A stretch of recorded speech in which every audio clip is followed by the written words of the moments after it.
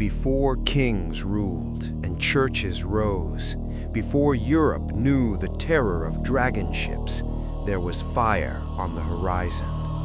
From the raid at Lindisfarne to the dream of Vinland, the Viking Age was more than conquest. It was survival, law, and memory. This is the saga of Eirik's bloodline and Ragnar's legend, woven together across 6 generations, a story of fire, root, and eternity. In Chapter 1. His name was Eirik Hrafnsson, son of Hrafn. He was born in a fjord village in western Norway. Steep mountains shadowed the sea, and the cries of cows mingled with the crash of waves. His father was a fisherman, his mother a weaver, and though their lives were humble, the sea was always the horizon of possibility. From childhood, Eirik was drawn to the longships. He watched the older men carve dragon-headed prows. He listened to tales of distant lands and dreamed of the day he would grip an oar and feel the spray of salt water on his face. His father taught him to fish, but his heart longed for more than nets and cod. He wanted glory. In the summer of 793 CE, word spread through the fjords. Across the sea lay a holy island called Lindisfarne, where monks kept treasures of gold and silver, but no swords to defend them. The chieftains whispered of easy plunder, and the gods seemed to beckon. Eirik, now a young warrior, joined the crew of a longship. He carried a round shield painted red, a short axe at his belt, and the restless hunger of youth. The voyage was perilous, storms battered the ship, and the men sang to steady their oars.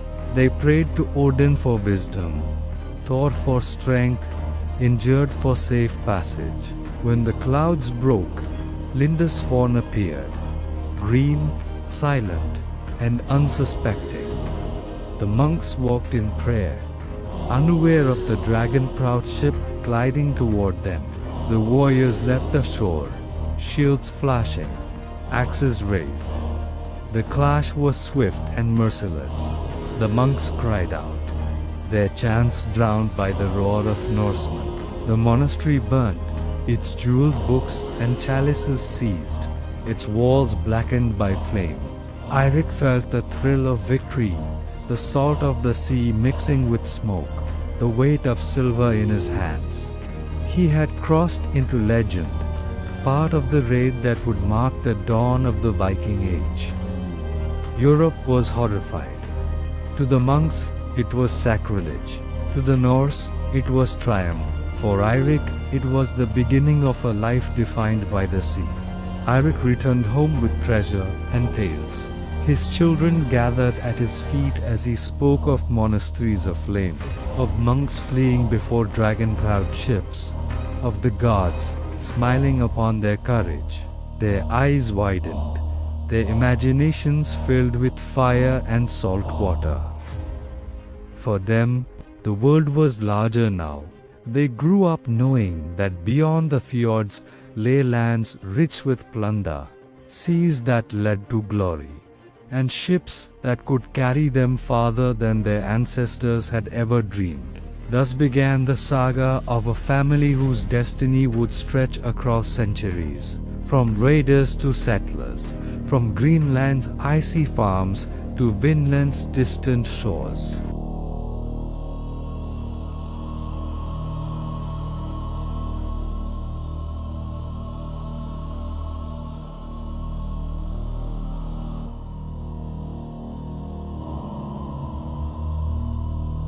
The family of Eirik Hrafnsson had carried the Viking spirit across centuries. Raiders at Lindisfarne, settlers in Dublin and York, lawmakers in Iceland, survivors in Greenland, explorers in Vinland. Now, in the twilight of the Viking Age, their descendants lived in a world transformed. The axe was sheathed, the longship anchored, and the cross raised above the halls of kings. By the mid-11th century, Europe had changed. Kingdoms grew stronger, armies better organized, The Norse raids that once terrified monasteries now faltered. In 1066 CE, the Battle of Stamford Bridge marked the symbolic end. The end of Viking invasions in England. Among the family's descendants was Ingrid Thorvald's daughter, born in Greenland, raised in Iceland. She heard tales of her ancestors' raids, but her own life was shaped by farming, faith, and law. For her, the Viking spirit was no longer about conquest. It was about endurance and memory. Ingrid's generation lived in a Christian world. Churches rose in Iceland and Greenland. Bells rang across the valleys. Priests preached of salvation. Pagan gods lingered in whispers. But the cross had become the symbol of power.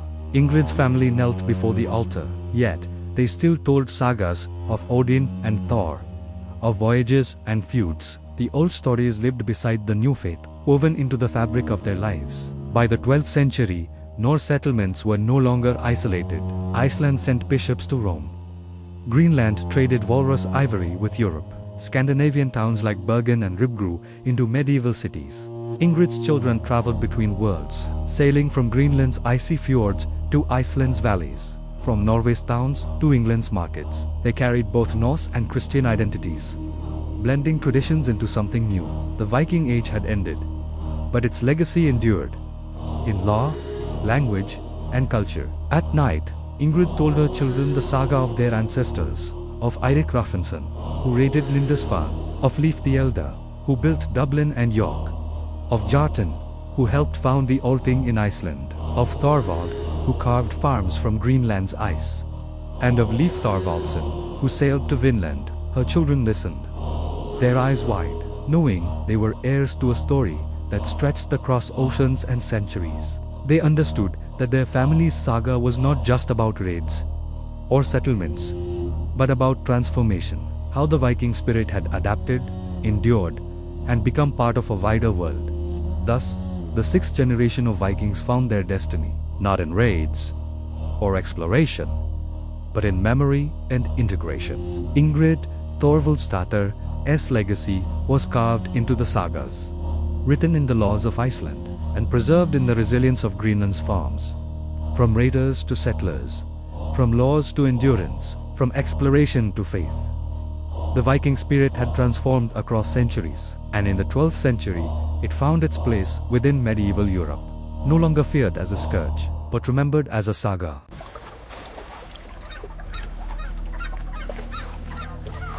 The Saga of Fire, Root, and Memory, a chronicle of 6 ages, told as living drama.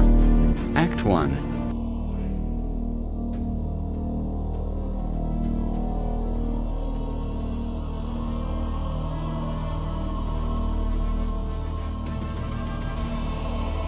The Age of Raids. In 793, upon a fjord in Norway,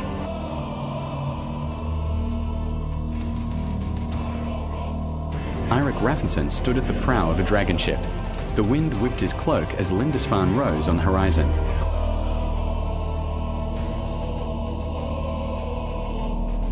He cried to his crew, "Brothers, the gods have given us this day. The monks keep gold but no swords. Let our axes speak where their prayers fail."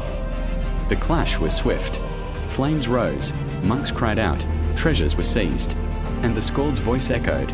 Europe trembled. The raid at Lindisfarne marked the dawn of the Viking Age. Songs of fire and saltwater filled the halls. Odin's birds have chosen you. Your saga was no endable.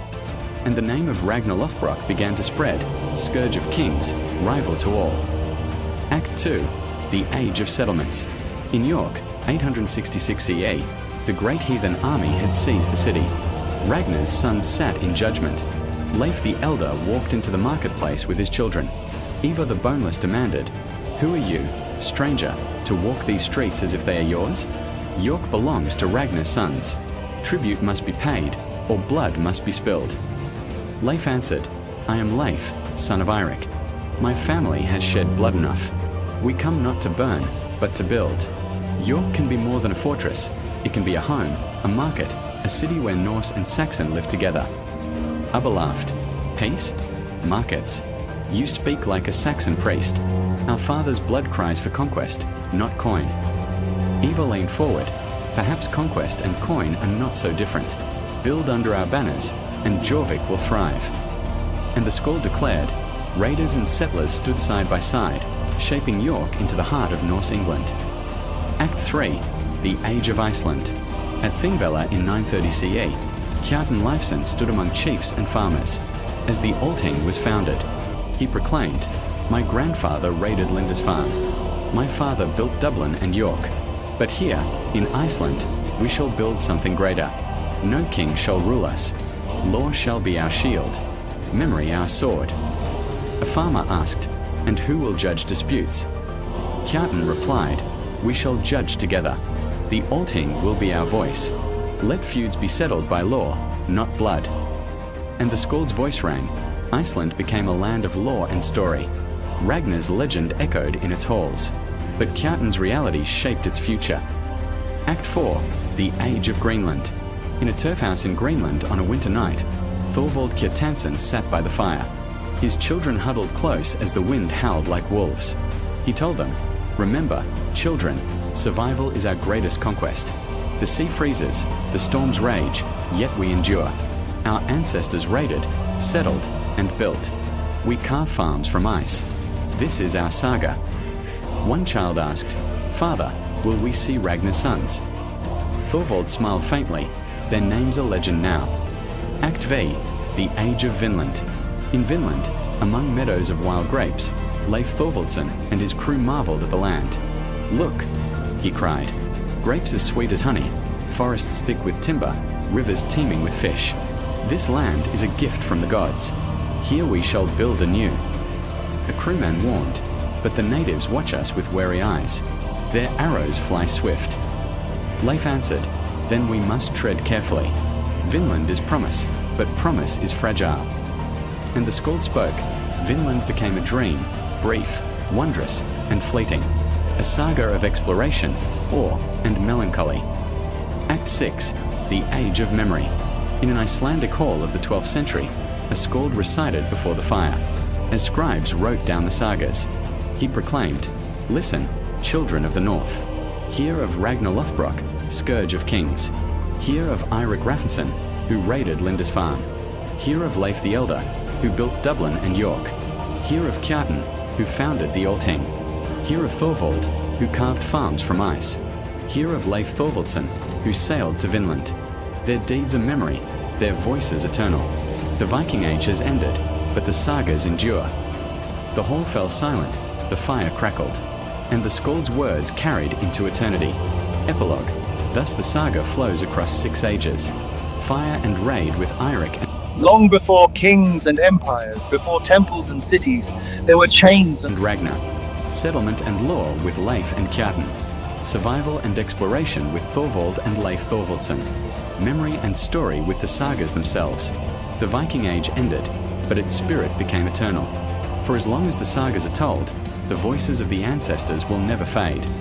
Detta var en brepa ordegen konungum och hans daudimon hlo med herren Lifit.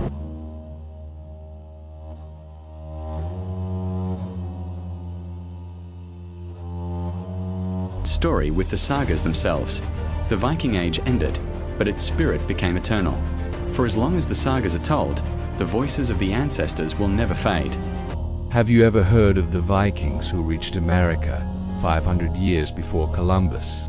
This is the story of Leif Thorvaldsson, a man whose heart was set on the lands beyond the horizon. Growing up in the harsh, icy world of Greenland, Leif was hardened by the cold and silence, but in his veins ran the restless fire of his ancestors.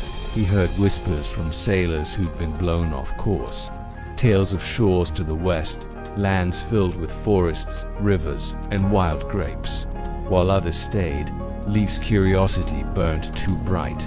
Around the year 1000, he gathered a crew and set sail. His sturdy longship cut through the icy Atlantic, guided by courage and a thirst for discovery. Their first stop was a barren, rocky coast they called Helluland, or Land of Flat Stones.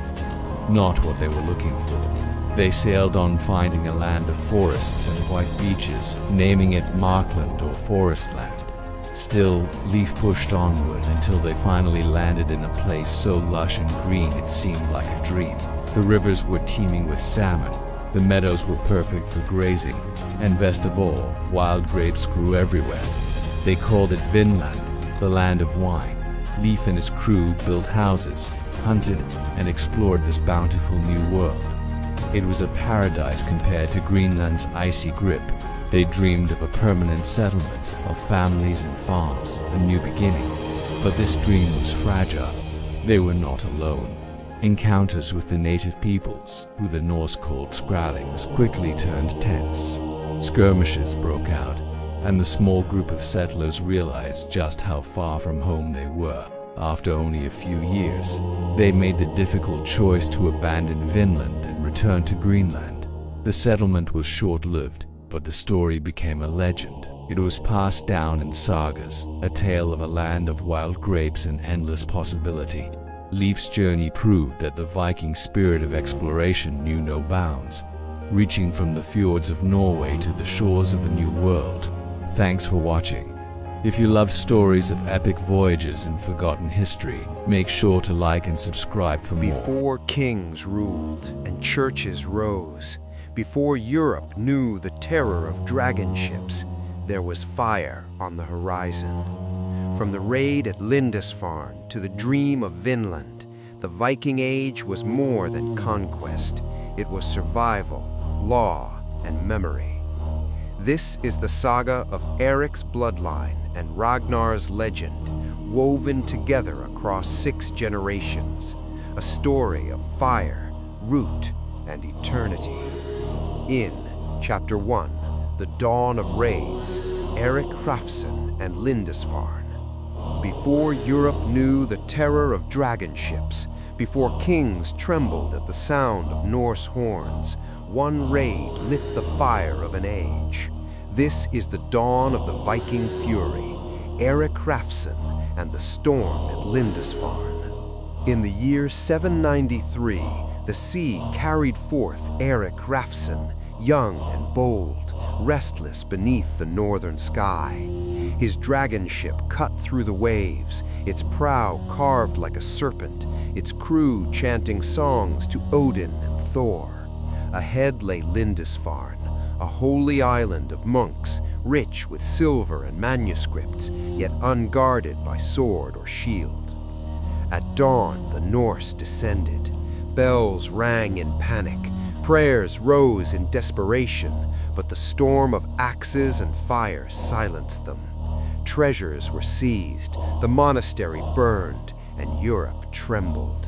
This was no mere raid, it was the spark that lit the Viking Age. From this moment, the sagas began. Songs of fury and faith, of warriors who struck like lightning, and of a world forever changed by the dragon ships of the north. In York, banners of Ragnar's sons flew high, demanding tribute in blood and silver. Yet among the conquerors walked a builder, Leif the Elder, who dreamed of homes and markets. Raiders and settlers, fire and root, clashed in the same city. By the mid-8th century, the fury of Ragnar Lothbrok's sons swept across England. In 866, the great heathen army seized York, banners of ravens flying above its Roman walls. Ivar the Boneless ruled with cunning, Ubba with strength, Halfdan with ambition. Yet among the conquerors walked Leif the Elder, son of Eirik. He came not to burn, but to build. In the marketplace of Jorvik, he raised timber houses, traded silver and furs, and married into local families. Raiders demanded tribute, settlers raised homes, and together they shaped Norse England. The sagas of this age blended conquest and community. Skalds sang of warlords who demanded blood, but also of markets where coin flowed, of marriages that bound Norse and Saxon blood. Fire and root, sword and coin, together forged the destiny of York. Across the sea lay a land of mountains and ice, where no king ruled and no army marched. Here, Kjartan Leifsson raised his voice at Thingvellir.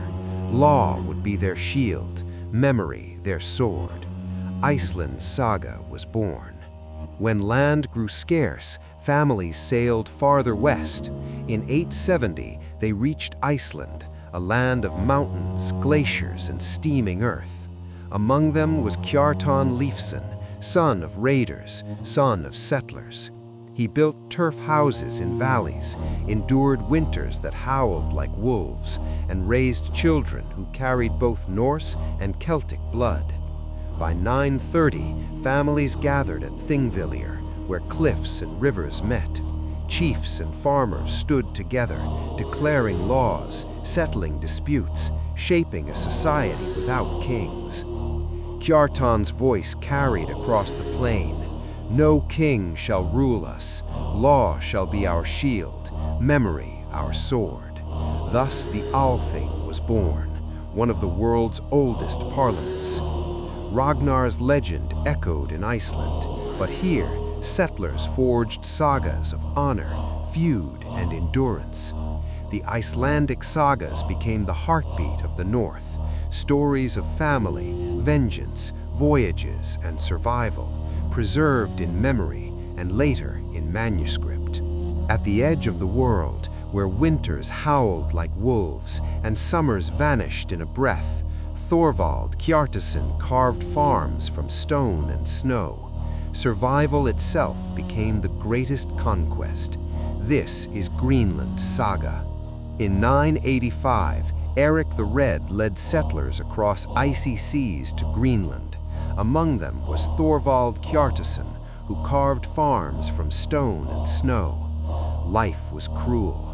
Winters froze the sea, summers were brief, and families hunted seals and caribou to survive. Inside turf houses, fires flickered against the cold.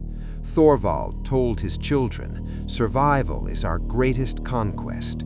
The sea freezes, the storms rage, yet we endure. Our ancestors raided, settled, and built. We carve farms from ice. This is our saga." Greenland's story was one of endurance and faith. Churches rose, bells rang, and Christianity spread among the settlers.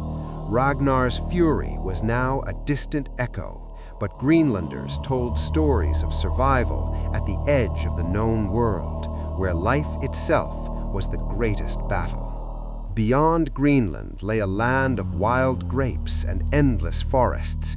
Leif Thorvaldsson called it a gift from the gods, but promise proved fragile, and Vinland became legend, a fleeting dream of discovery, wondrous and unfinished. Around the year 1000, Norse explorers sailed beyond Greenland, reaching lands unknown. They called them Heliland, Markland, and Vinland. Leif Thorvaldsson walked among wild grapes and fertile soil, marveling at forests thick with timber and rivers teeming with fish. "This land is a gift from the gods," he declared. For a time, they dreamed of settlement, building houses and gathering harvests. But promise proved fragile. Native peoples watched with wary eyes, arrows flew swift, and conflict turned hope into melancholy. Vinland became legend, a fleeting dream of discovery, wondrous and unfinished. The sagas of Vinland carried awe and sorrow, proof that the Viking spirit reached farther than any had imagined, yet could not endure in the new world.